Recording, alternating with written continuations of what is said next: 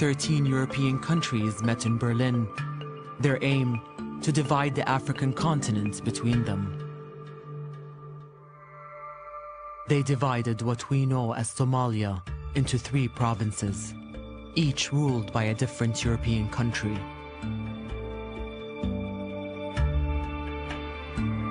British Somalia, Italian Somalia, and French Somalia. The mainly Somali region of Ogaden was taken by the Ethiopian Empire and the NFD by Kenya. The incredible thing about Somalia is that if you go way back in its history, it's always been either fought over or had foreign powers intervening in some way. Both British and Italian Somalia gained independence in 1960. French Somalia voted to remain under French rule, despite accusations of ballot rigging, but later voted firmly for independence in 1977 and became Djibouti. The former British and Italian territories immediately united, forming Greater Somalia on the 1st of January 1960. Somalis elected Adam Abdullah Othman as the first president of the united country. He ruled for 7 years and was succeeded after a free and peaceful election by Abdel Rashid Ali Sharmarka. This was when Somalia's peace and stability earned it the nickname the Switzerland of Africa. However, corruption was rife and frustration began to mount. Sharmarka ruled for 2 years, but he was assassinated by one of his own bodyguards on the 15th of October, 1969, and succeeded by Prime Minister Mukhtar Mohammed Hussein. He ruled for just 6 days before being overthrown in a military coup. It was led by General Siad Barre, who would be the dominant figure in Somalia for the next 2 decades. Somalia's experiment in democracy was over. The rifle, not the ballot box, would now govern the country. Barre dissolved parliament, suspended the constitution, banned political parties, arrested politicians, and limited press freedom. We had only accepted the... And then from that on, there was a downward trend in Somalia, everything, up to the end, up to the disintegration. And every time things were going down, the military regime was becoming more brutal and more dictator. So people were arrested, properties were confiscated without compensation.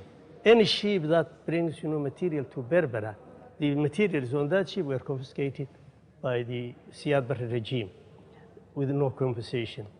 So things were getting worse and worse. Barre's government was supported by the 2 superpowers of the day, the United States and the Soviet Union. It built the country's infrastructure and radically improved literacy.